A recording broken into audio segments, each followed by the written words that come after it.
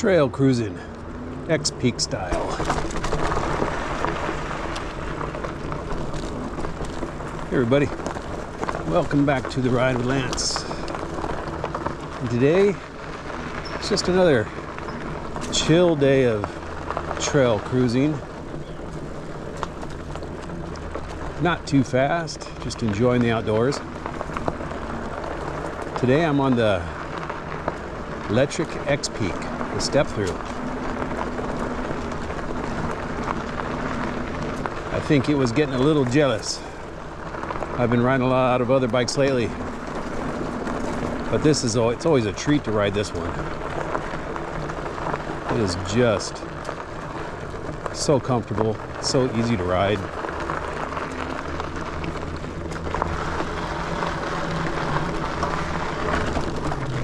Duck there. It's down this way.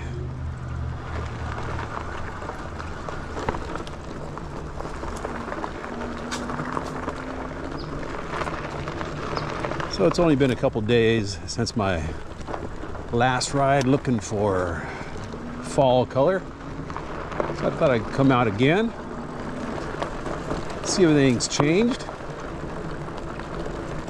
And doesn't really look like it yet. I mean, last time I rode through here on this trail, the weeds were really tall. You can see that they're starting to fall down now. And there is a lot more leaves on the ground.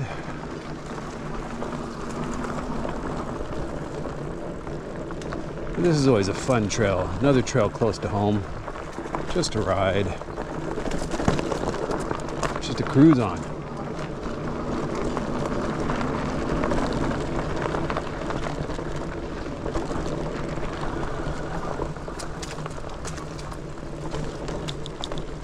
Get back up here to the path.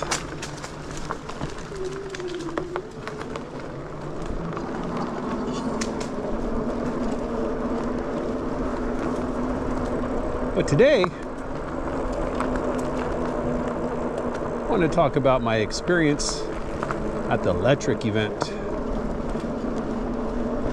I am going to go down here further and catch up with one of my other favorite little dirt trails. But in the meantime, I want to talk about that Lectric event. I tell you what, going into it, I was a bit nervous.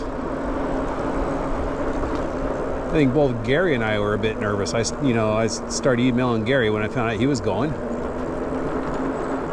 And he had the same concerns as me, that because we were smaller channels, we thought there'd be a lot bigger channels going there, and we would just be like a small fish in a big pond of sharks. But it was totally the opposite.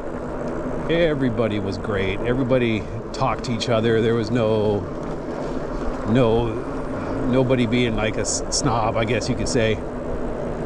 Like, my channel's so big, I can't talk to somebody so small. Nothing like that at all. People just, said hi, talked, introduced their channel, introduced themselves. And it was really great. So the first day we got there, and just before the event, of course, I had never met Gary in person. Just on videos, and in emails. So I come out of my room, walk about 5 feet, and Gary's standing there. And it was like, it was really cool. It's like we had been friends for a long time. It was just like, hey, Gary. It was, hey, Lance. And just, got right into it.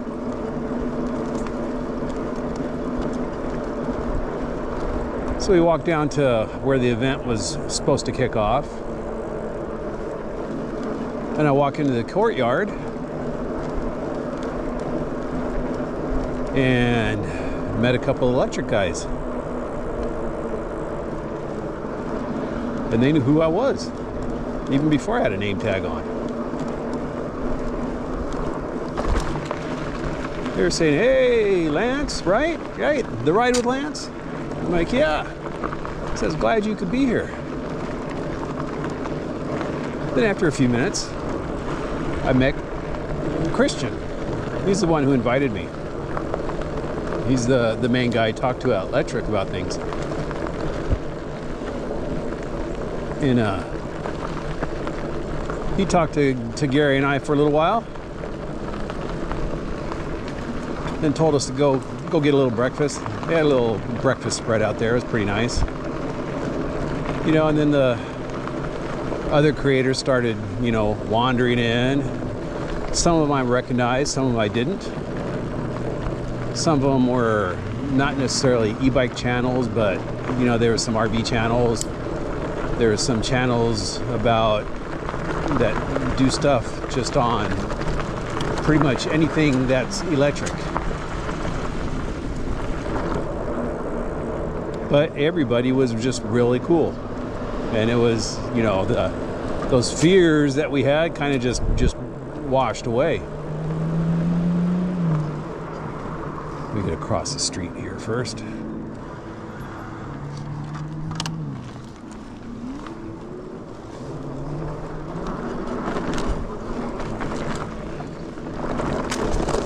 And then they started kicking off the event. Actually, I'm hoping to see maybe some fall color down this trail, this road, this dirt, or this gravel road. But we'll see. Anyways, they started to kick off the event. And all the big guys from Lectric came out. Levi came out. They wheeled the bikes out, the two new bikes out. Can't talk about it yet, but you'll hear about them real soon. So they wheeled the bikes out, and Levi started, you know, talking about the bikes and his philosophy on business and what he's trying to accomplish.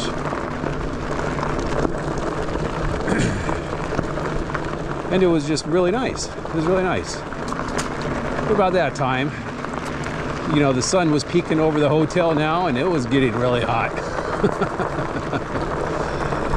And it was like one of those press events you see, you know, all the news stations there, everybody's got their cameras out.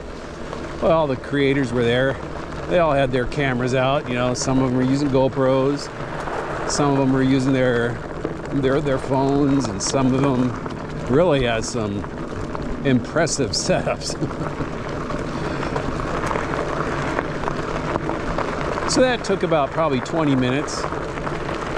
It was just real interesting to hear about some of that stuff. Some of, you know, besides the new bikes, some of the specs on the new bikes, but their philosophy, their business philosophy on what they're actually trying to accomplish.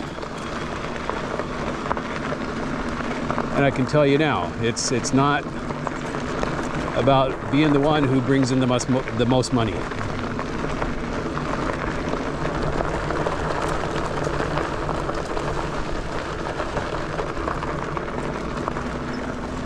But then they kind of released us all to go grab our bikes and basically said, just be back by 3, you know. By that time it was probably just a little after 9 o'clock. So we had all that time to ride, you know, ride the bike, stop, take pictures, take video, take a break, eat some lunch, whatever. They just said, just have them back by 3 so they could lock them up for the night, you know, get them charged up for the next group. Because the way it worked was the people who rode one bike one day would be riding the other bike the next day. So it gave everybody a chance for a full days of riding on each bike. And that was nice. So I got ride the one I was really looking forward to first. I spent a lot of time on that bike. So then we got our bikes, and Gary and I both did a quick tour around the bike, some video, and then we were off to the races. And by this time it was probably, I'm guessing, near 100 degrees. And they had given us some pre-selected routes and a map. You know, we had to. They're just showing us, you know, for those who aren't familiar with the areas where there was bike paths and riding trails and stuff. So I'm trying to navigate off that thing, get down to the canal trail, and follow that to a couple of destinations.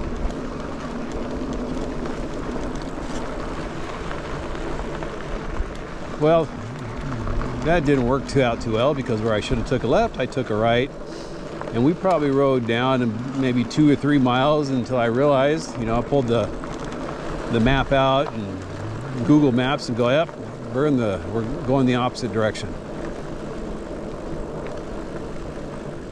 And it was a bit confusing, because when you ride on that canal trail, there's like 3 paths parallel with each other, and one of them is like the real bike trail, and I always seem to be getting off onto one of the others.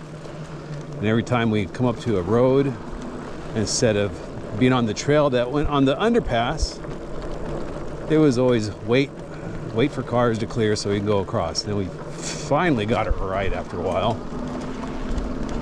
but I'd always get deviated off that onto another path, so there's a lot of backtracking. So that first day we got a lot of experience with that bike. But then we went and we made it to Arizona Falls on the canal. It's a man-made, basically, waterfall, big water feature with some history and stuff there. We pulled over there, you know, to say, yeah, let's take a break, let's grab some water, let's change the batteries on our cameras and stuff. We probably sat there for 20-25 minutes.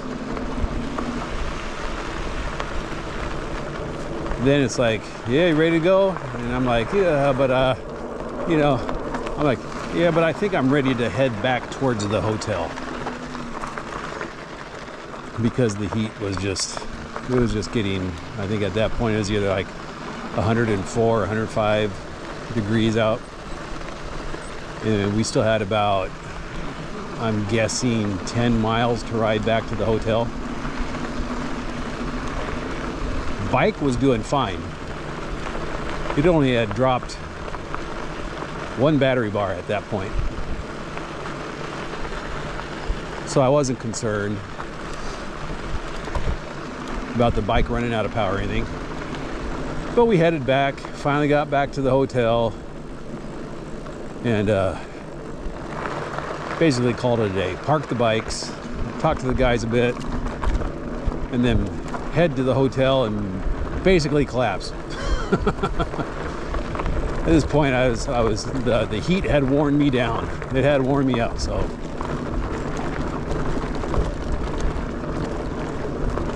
So I went and grabbed a bunch of bottles of water, and I was just sucking down water, because I was like really extremely dehydrated, even though I had water with us. It's just like that dry desert heat. When you're walking or doing an activity in it, you don't feel the sweat, because any sweat you have, it dries off real quick. But I tell you, when we stopped at Arizona Falls in the shade, oh, then I was like, somebody took a fire hose to me.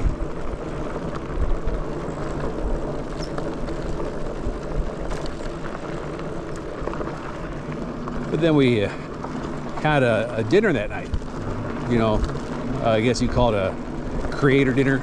All the YouTubers there, all the big guys from Lectric were there. So Gary and I met up again, walked down there because it was real close to the hotel. I'm gonna turn around here.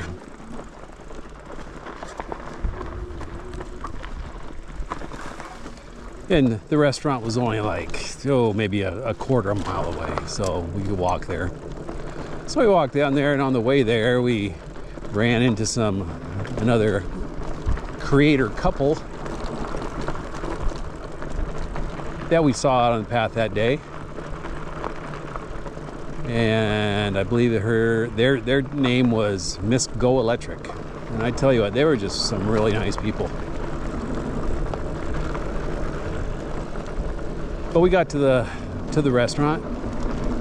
You know, we go in and there's a few tables, and we go find one, and like it had another couple creator there, and then another one who was a local from Arizona. And I said, hey, this looks like a fun table. You mind if we join you? And they're like, oh, sit down, you know. And then there was another open chair. But we were sitting there for a while, and then some guy comes up and says, hey, do you mind if I sit here? I look up and I'm like, no, not at all. Levi, the CEO of Velotric. So that was pretty cool. So he sat right down there, right next to me. They came out and said, hey, food's ready. So it was, you know, buffet style. You go up and grab your plate and fix your own plate. So Levi was the first up. I think that dude was really hungry. So we followed him. We got back to the table, and he's got a full plate of food. We all got a full plate of food. And then he turns to me and goes, you're Lance, right? You know, I didn't have a tag on. You're Lance from the Ride with Lance. And he looks over at Gary and goes, you're Gary. And he knew everybody. That's how much they pay attention to videos. But he started talking. He started giving basically his history of from college, you know, his electric skateboard venture that eventually failed, all the way up to what it is now. And this went on for a good hour and a half, 2 hours. And I tell you what, by the time we were done, he only ate a few, probably a few bites of that plate he had. I felt kind of bad. But it wasn't that we were asking a lot of questions. He was just really passionate about the e-bikes. And it reflects in every person there. Every person that works at Lectric. So after the dinner, the next day, this would be day 2, we start off with a tour of Lectric's headquarters. And that was really nice. That was really nice. We first walked into the building, and it's where all their bike mechanics were. They had a bunch of workstations. They were working on bikes. They had some kind of like warehouse inventory area. But they took us through that. So then they just took us into the other areas of the headquarters. We got to see the customer service and the people that help out with orders. People who help out with people calling in with either technical problems or some type of problems with the bike. They even disassemble bikes and put them up on a wall. So when people were describing over the phone the problems they were having with certain parts, the customer service person could go at the wall and look at it to see exactly what he's seeing. And I thought that was pretty cool too. And everybody there, they're just a company that treats their employees well. When we first got there, they had I don't know if it's an in-house chef or caterer, but she was in there making food for everybody. You know, not serving food, but making it right there. And I think this is a very common occurrence because I did see shelves that had food stocked on them. So, you know, they are a company that takes care of their people. And when you have a company that takes care of their employees just as well as they try and take care of their customers, then you have a thriving business.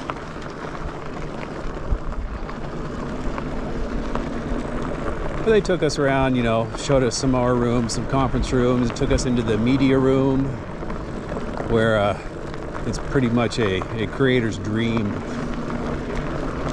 All the perfect lighting, the background screens, the super high quality cameras. That was pretty good to see. And then they took us into the secret room. The room where they do all the developing of new bikes and trying things out and R&D stuff. They had nothing going on there at the time, that's why they could take us in there, but it was interesting to see.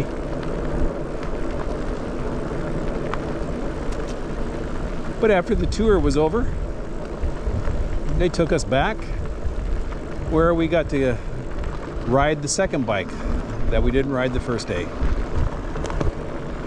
And again, Gary and I grabbed bikes. Gary had to wait. They had to bring an extra one. I guess somebody was actually taking this particular route 2 days in a row. So they quickly brought a new one in, put it together for him, so you could take it out. And while we were waiting for them to put it together, we took the one I had and, you know, did the B-roll, took pictures of it. But this time, it was well over 100. But Gary's bike eventually got put together and we took off. We basically followed the same route the second day because we were familiar with how to get there this time. And the second bike, yeah, at the beginning I wasn't too enthusiastic about riding it. I had some preconceptions, but I tell you what,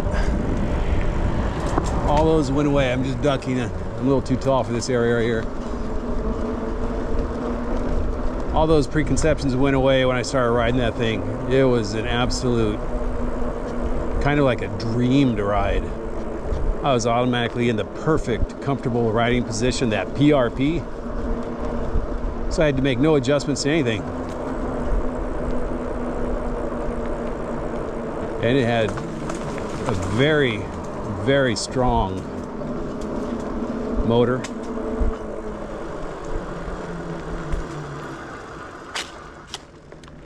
But one that was a nice, smooth power delivery. It was great. This thing was just quiet, whisper quiet. I was very impressed. But Gary and I took off again down the canal trail. And it's, you know, later on in the day. We're probably up there towards 105, 106 degrees now. And we get to the Arizona Falls again.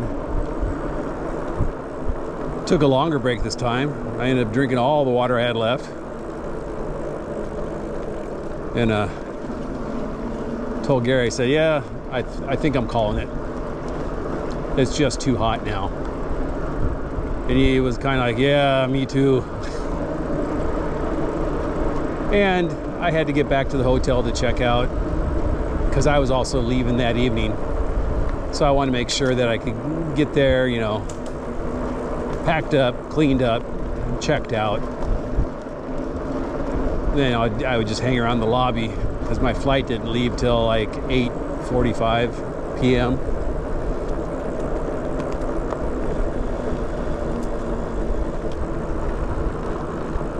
But we got back there, and I was thirsty as a camel, I tell you. But they had boxed lunches waiting for us. So we got to sit around where we parked the bikes, eat a boxed lunch, and just hang out with the Lectric guys. You know, that was another cool moment. And Gary wasn't leaving until the next day, like early morning the next day, so he was staying another night. So he took a break for a while and then came back and then took the Lectric one out. That's, I think, the video, one of the latest videos he just put out. I know he really wanted to ride that because it has a pinion gear and belt drive. It's a good looking little bike too. But kind of said my goodbyes to him there because I didn't know if I was going to see him again. So I went back, packed up, cleaned up, checked out, and just hung around in the lobby. Yep, all by my lonesome for, I don't know, maybe an hour. And then the next set of creators started coming into the hotel, checking in. Because there was actually two events. Gary and I were in the first event. These other creators coming in were in the second event. So I'm sitting there, not really paying attention, and then some guy sits down, not facing me, but over to my left side, because I was on my computer, you know, trying to kill time. And I'm like, I know that guy. And I just, you know, really loud, I don't know why I did it. I said really loud, I said, Russ is right. Is that you? And he turned around and looked at me, I think a little startled. But then he got up and came over and sat at the table with me, and we talked for a long time. And he's just a, you know, just like he is on the videos, just a down-to-earth guy. And then other ones started coming in. Scott Hardesty, he came in, introduced himself, sat down with us for a while, talked for a while. And I gave Gary a call, or I sent him a text, say, hey Gary, if you're still around, why don't you come up to the lobby with us? Like, you know, I'm hanging out with Russ is Right and Scott Hardesty and Maximum Charge showed up. And they hung out. And then there was others I didn't recognize. But it was cool. I mean, for me, it killed a lot of time waiting for that flight. And it was nice talking to these guys, you know. You just realize that they're kind of the same as you. You and me. Or you and I. Not stuck up. Not like I'm the best, I'm the only good e-bike channel around. They were just, you know, talking to each other like we knew each other for many years. But at a certain point, I had to say goodbye to everybody. Head to the hotel, or head to the airport. And that was my experience. It was I have to give a lot of thanks to Lectric, because they really did a lot. They, you know, flew us out there, gave us the hotels, fed us.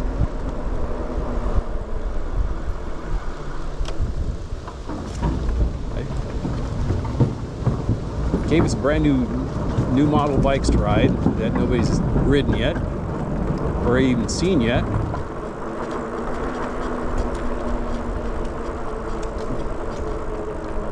and gives me a whole new perspective on Lectric and what they're trying to accomplish, and the people who run it. They're just they're a fantastic company. I can't say that enough now. But anyways, that's my story about my trip to Arizona to the Lectric event. Those videos will be coming out soon. But in the meantime, you have a great day, a great week, a great ride, and I will see you on the next video. Bye.